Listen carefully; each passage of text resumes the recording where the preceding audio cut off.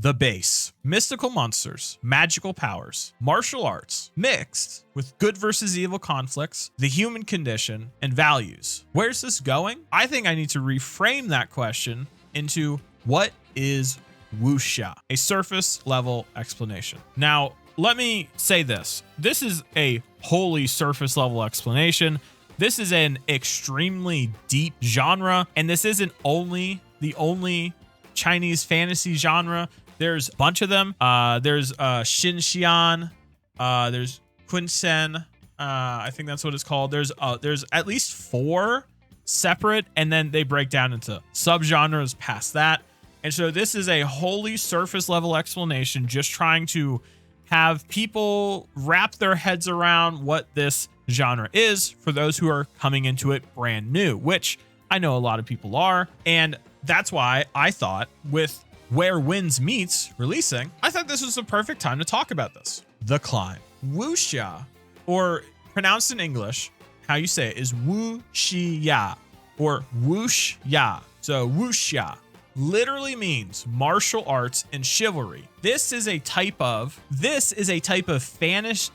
Chinese fantasy genre. It's a novel. It's a storytelling genre. They take place in novels, and the word breaks down like this: Wu meaning martial, military, or armed, and Xia meaning chivalrous, vigilante, or hero. Xia is a code which martial artists in the series can follow. So in the universe, they might follow the Xia code, or I think they refer to it as the code of Xia. This code is a lot like Western knights. So when you think of knights, the chivalrous code where they protect people, they care about people, or like Japanese Bushido, which also has a lot of these traits. This is kind of like China's version of chivalry or Bushido, or some sort of honorable code that you follow. You help people. If a wrong is done to someone, you try to make it right.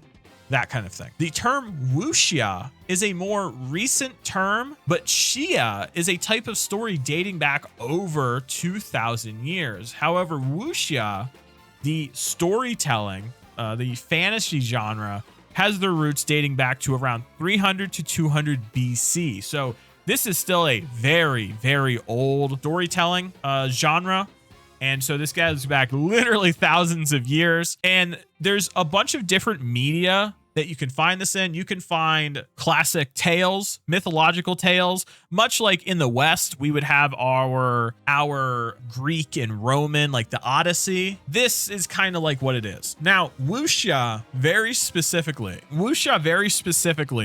in the Chinese fantasy genre is a more realistic fantasy. Now, genres kind of blend and meld throughout the years, and people can do different things with them.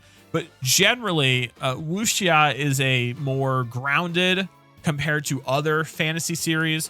Like I know there's a Xianxia, which is another type of Chinese fantasy genre, and that's more fantastical than like what wuxia is. Typically, so Xianxia typically has to do with mythical tales. There's Qinche. Yeah, okay, sorry. It's Qihuan. And so Qihuan is, I think, it's a more if you know isekai, that's essentially what Qihuan is. Qihuan is essentially China's version of an isekai. So there's a couple ones, so I just want everyone to understand that there are different versions of this. There's different genres and subgenres of this. And so I just want us to be on the same page there. Xianxia. Okay, so Xianxia is the other type of Chinese fantasy. Xianxia is more, I think, covers mythical tales of myth. So think of Sun Wukong and the Journey West. That is a Xianxia, where it's covering a mythical tale of gods and mortals and different realms. Now, wuxia will have some of those elements. Like I said, they kind of mix and match. And then Qihuan is a type of fantasy that is like, it's like Japanese isekai, where it's a regression. Hey, you got transported to another world. It's a more fantasy world kind of thing where, hey, there's your own fantasy world. And all of this, you know, there's Wuxia, which is a lot more grounded. Wuxia typically takes place in a setting, in a realistic setting. We're going to get into Where Winds Meet, but Where Winds Meet is actually taking place in a historical event. Now, obviously, is a lot more fantastical than reality, but think of it like the Odyssey, where takes place during real events, but there's a lot of fantasy and mythological elements to it. It's that kind of thing. So the Odyssey would technically be a Wuxia if it took place in China. And so there's a bunch of different media. There's obviously stories, there's mythological tales, there's books, there are comics. I know China has their own version of manga. Korea has the manhwa. China is... Okay, no, it is manhwa. Manhwa is Chinese. Okay, so yeah. So manhwas and manhwas. Oh, manhwas is... yeah, there's manhwa, so HUA, and manhwas, which is HWA. Manhwas is... I do read a lot of those. I will read a lot of manhwas, too. There are comic books and manga. There's obviously movies. There's animated TV shows. There's video games, obviously, like we're going to play today. So there's a whole lot of different media surrounding this genre. And so it's a pretty expansive.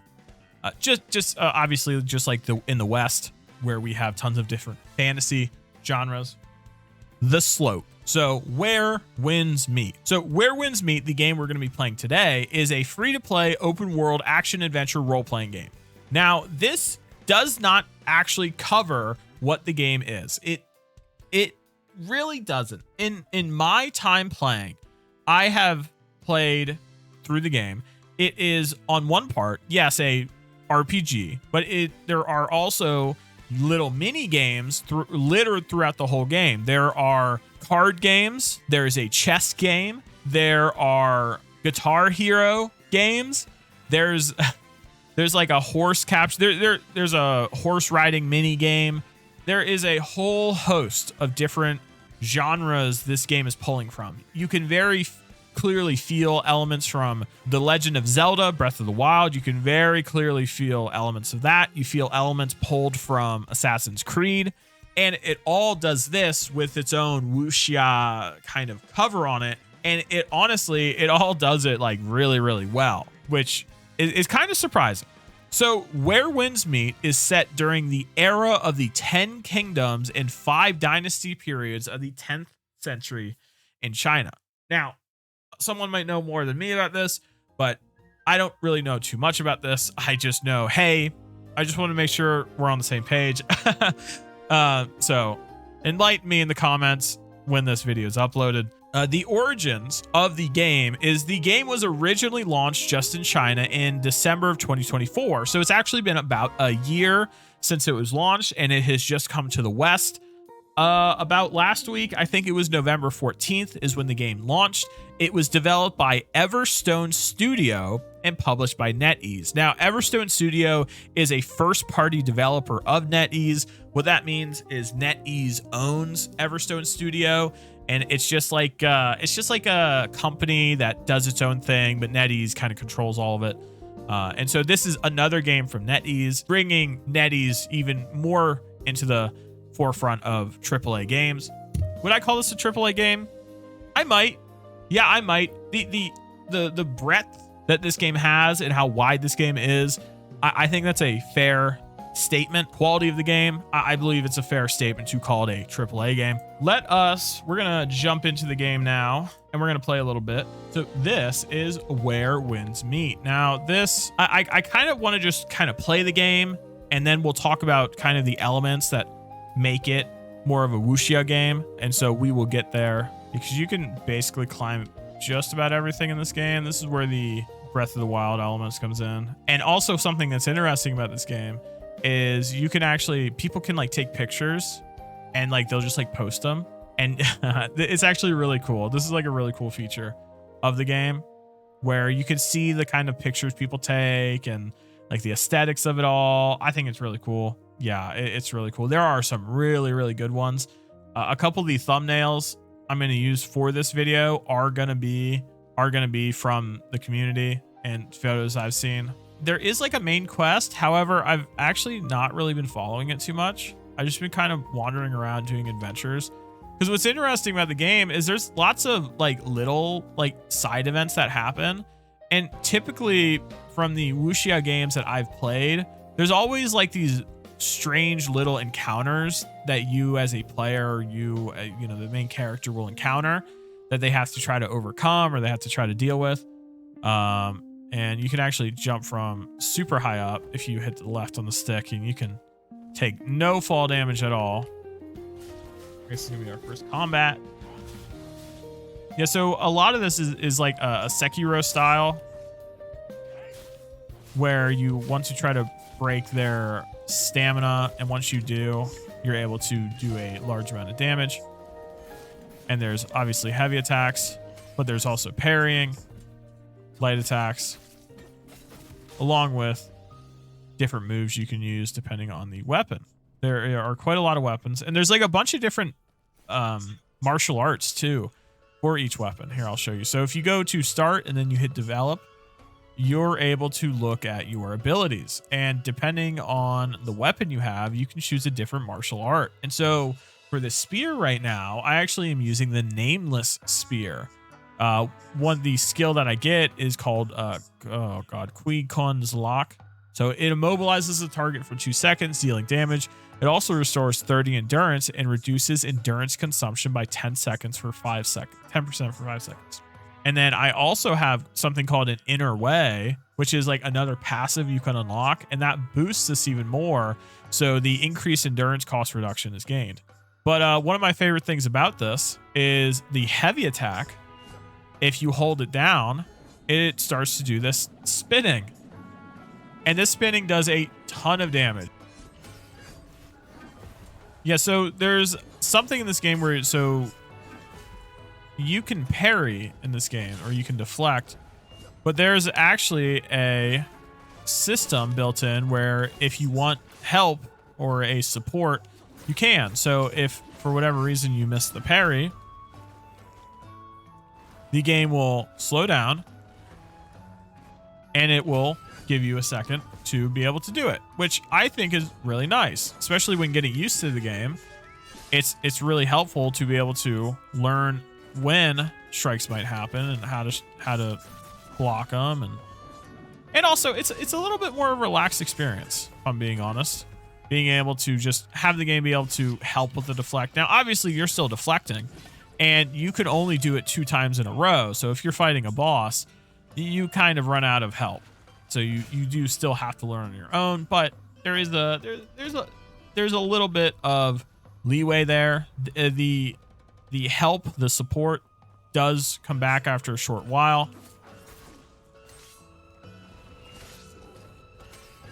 It does come back, like if you look in the bottom there, on the bottom there's 2 bars. That is it slowly coming back. As you hit an enemy, it'll slowly come back. So I overall, I think the feature is really nice. I think this is important. This is actually good timing. I was really hoping this would actually come up. So in a lot of Wuxia, there is, because it's a lot more grounded than other Chinese fantasy genres, they will typically deal with a lot more human elements, human emotions, the nature of humanity. And like this, we are in a cave talking about immortality and the idea of actually obtaining immortality and what that means. And obviously this character here, has obtained immortality, but she wants to end her life because she doesn't see much of a point in it, because she understands that eventually she will cease being human. The other character here is arguing with her that no, look at what we could do for our nation. Our nation suffered under our leader. Our leader starved us and left us to die, and through this immortality we can save everyone and everyone can be happy. And so Wuxia will typically use these elements of morals and ethics and nature of humanity, and they will take the mystical elements and all mix it all together to create a lot of the time these like captivating human stories about these extremely powerful people dealing with these things that we in the real world grapple with. And because of how the characters are made, a lot of people can, you can kind of see yourself in there. And so they can, it's a pretty interesting. It's pretty interesting. Look at this. Look at this. And now this is so pretty. This is so pretty. Oh my God. Okay. So yeah, this like area, just like looking at it, this is in my mind, this is very, very Wuxia coded. This is a very mythical, mystical. There's like statues of like people with horns, like anthropomorphic like people. And then there's like these ponds with all these like lilies and like, but then there's me, a like extremely like powerful human fighting off another martial artist. And they're trying to obtain immortality, trying to become the martial king. And like, this is the kind of what you'd see in Wuxia. This is the kind of feeling and the kind of vibe you get when you're looking at the media. And now I haven't personally read any Wuxia media, but from what my friends have told me who do, this is basically what you're going to find. The Void King.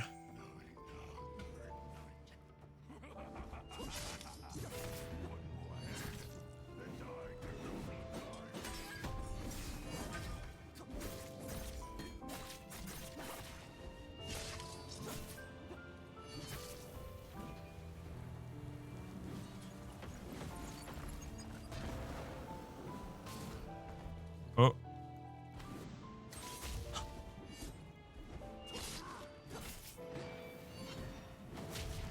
Ow. Oh. Getting fucked up. Ow, that hurt.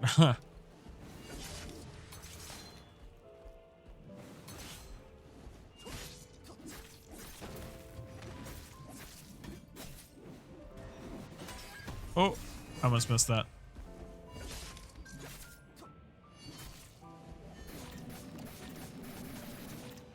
Make sure I get that. So you can see that he has 2 health bars.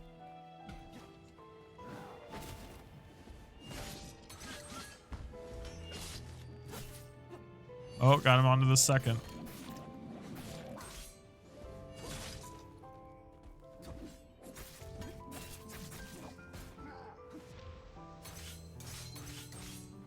That is one thing about that assist is that if there's like a bunch of hits, then it's really gonna help you.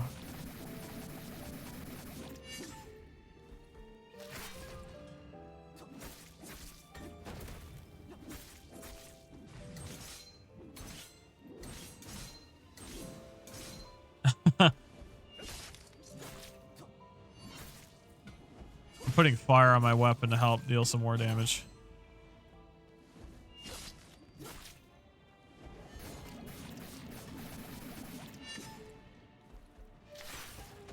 Oof. Oh, all right, we did it.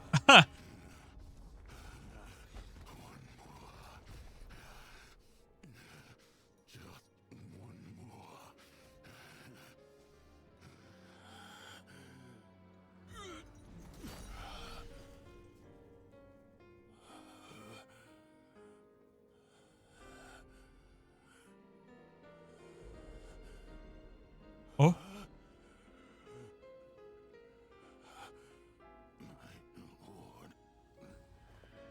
What?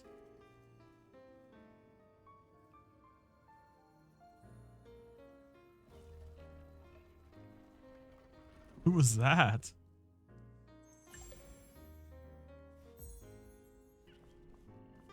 That's crazy. Yeah, like we were saying before, there is a lot of good versus evil conflict. There are, in these genres, there's, like he was mentioning there, the righteous path, but then there's the dark path as well. There's a couple different names for them. The dark faction, the righteous faction, justice faction. I've seen a couple different ways they're, oh wow, a couple different ways they are referred to. Yeah, they deal with a lot of good versus evil concepts and trying to explain them within like the world of everybody having the ability to do fantastical things. Wow, look at that. That's crazy.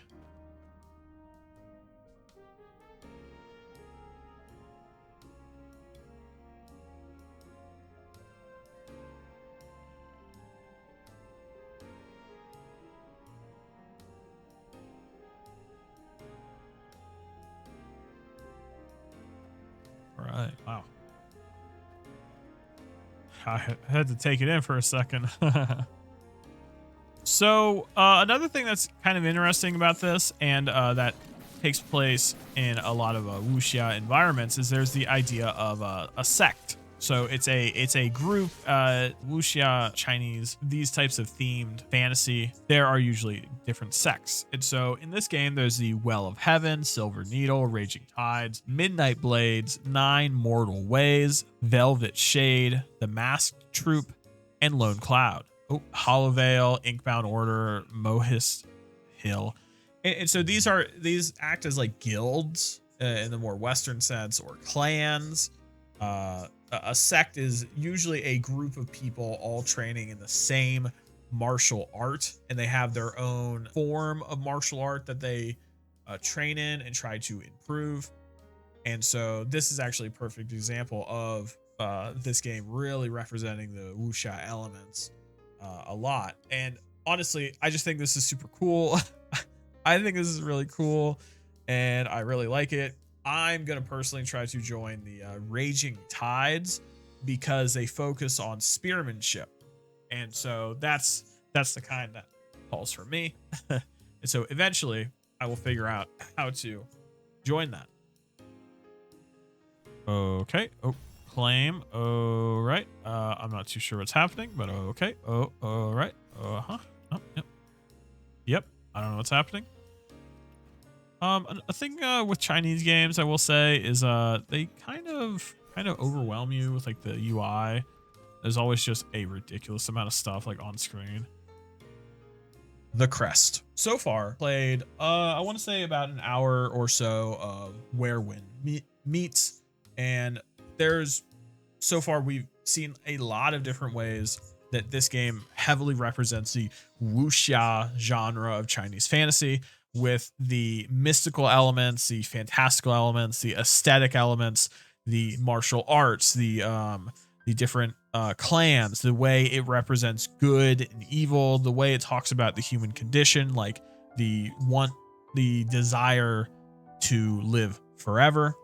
And I mean, I think it's interesting concepts. I've obviously talked about this kind of stuff on the channel, and I will continue to talk about that stuff because that's stuff that interests me personally. And so this is why this type of genre I really, really like. And I think this game just represents it really well.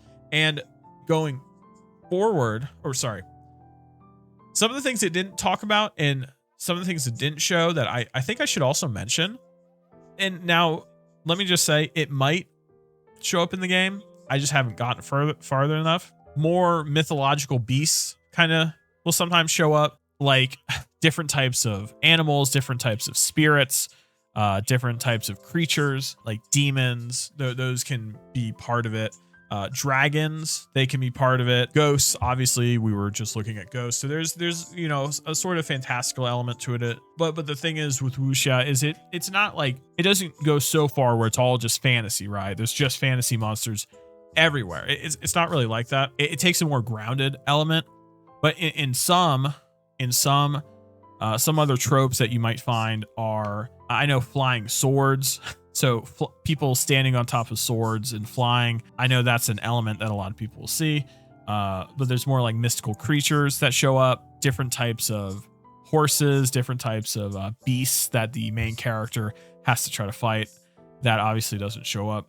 But those are the other kinds of tropes that wuxia will typically have. And other media, if you are interested in this type of genre, which I hope you are, I very much like it, and I will probably continue to cover this game, and we're going to continue to probably talk about other parts of this genre. Some other media, if you're interested, is a manhua. I think it's a manhua or a manhua. Regardless, it has a lot of the wuxia elements. It's a Chronicles of a Doomed Prodigy. You can find it on Webtoons. Once I turn this into a YouTube video, I will have the link for all these in the description. But Chronicles of a Doomed Prodigy, Absolute Regression. These are fantastic manhwas that I've been reading for probably about half a year, if not longer, since they first came out onto Webtoons. If you're interested in another game with this style or this genre, Tale of Immortal is a perfect distillation of wuxia It has everything. Everything. It has martial arts. It has different sects. It has more mythical beasts. It has flying swords, more martial arts, more magic. So it might not be a full wuxia. It might not be as grounded, but it still represents a lot of those elements. One of my friends actually was reading a book called the Cradle Series. Now, I'm not really too sure about this book, but he highly recommends it. The Cradle series has a bunch of versions of the book. There's a bunch of different books in the series, and my friend highly, highly recommends it. The Summit. So the Summit. What is wuxia? Wuxia is a genre of Chinese fantasy. Compared to other versions of Chinese fantasy, it's a lot more grounded. It focuses on martial arts. It focuses on the people. It focuses on morals and values. It focuses on stories about humans and human emotions and the good versus evil conflicts that we all hold within ourselves. It focuses on loyalty. It talks about these themes while also having superhuman people fighting and battling against each other, battling against different ideas and different emotions, and with different goals. Where Winds Meets, I think, is a perfect representation of what wuxia is. The peak. What's next? I wasn't really too sure how to approach this section because usually I'll talk about different games or different media that's going to be coming up in this genre. But I'm not really too sure because I'm not too tapped in to this genre. But I think because of this game and other games like that Sun Wukong game that came out not too long ago. If you remember, it's a massive success. It was a Dark Souls inspired game talking about Sun Wukong and the journey west. There's going to be more and more games coming out of China. And with wuxia and it being a fantasy game, and fantasy games being a lot more popular than more realistic games, I think that wuxia games and more heavily fantasy focused games are going to continue to come out, whether that be media, whether that be animated shows, whether that be comics, or like this, video games. And so, in conclusion, everything we covered, I personally really love this genre. I find it absolutely fascinating. And there's just something really magical about it all that is just, it just really connects deeply to me. I'm not really too sure what it is yet, but I hope that through watching this video and through watching this, maybe you might feel the same way, and maybe you might agree, and maybe you might want to dive deeper like I like to. And with that, we're done.